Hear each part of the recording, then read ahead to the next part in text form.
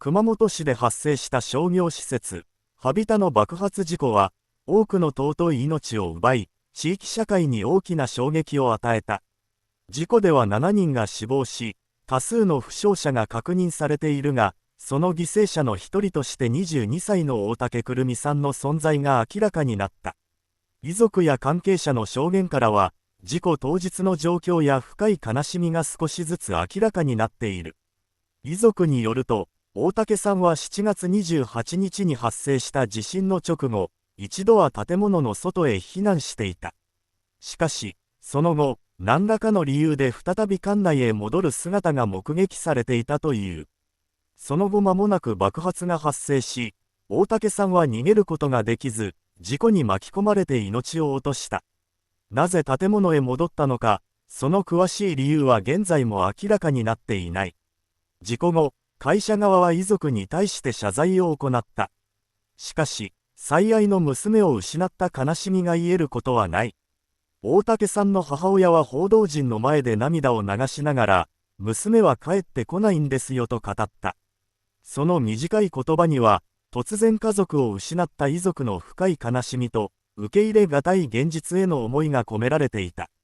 通夜には学生時代の友人や職場の同僚、知人など多くの人々が訪れ、大竹さんとの思い出を語り合いながら最後の別れを惜しんだ。22歳という若さで未来を絶たれたことに、多くの参列者が言葉を失い、会場は悲しみに包まれた。大竹さんは周囲から明るく優しい性格だったと語られており、多くの人に愛されていたという。ハビタの営業部長は報道陣の取材に対し、今から考えると、命に代えるものではないと話し、事故を防ぐことができなかったことへの後悔を口にした。この発言は、安全よりも優先されるものはないという教訓を改めて社会に示すものとなった。ハビタは1976年に創業し、熊本県を中心に九州各地で十数店舗を展開してきた企業である。長年にわたり地域住民に親しまれてきた店舗で起きた今回の事故は、多くの利用客や地域住民にも大きな衝撃を与えた。爆発は7月28日午後5時50分頃に発生した。消防や警察、自衛隊などが直ちに救助活動を行ったが、最終的に7人の死亡が確認された。現場では現在も事故原因の調査が続けられており、爆発に至ったいきさつや安全管理体制について詳しく調べられている。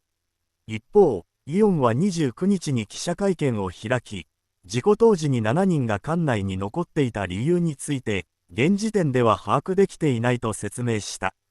地震発生後の避難誘導や施設内での判断が適切だったのかについても、今後検証が進められる見通しとなっている。今回の事故は、災害発生後の避難行動や施設管理、安全対策の重要性を改めて社会に問いかける出来事となった。専門家からは、地震の後にはガス漏れや火災、爆発などの二次災害が発生する危険性があるため、建物への再立ち入りは慎重に判断すべきだとの指摘も出ている。遺族は真相の解明と再発防止を強く願っている。関係機関には事故原因を徹底的に調査し、同じような悲劇を二度と繰り返さないための具体的な安全対策を講じることが求められている。失われた命は決して戻ることはないが、犠牲者の思いを無駄にしないためにも、社会全体で安全意識を高め、災害時の対応を見直していくことが重要である。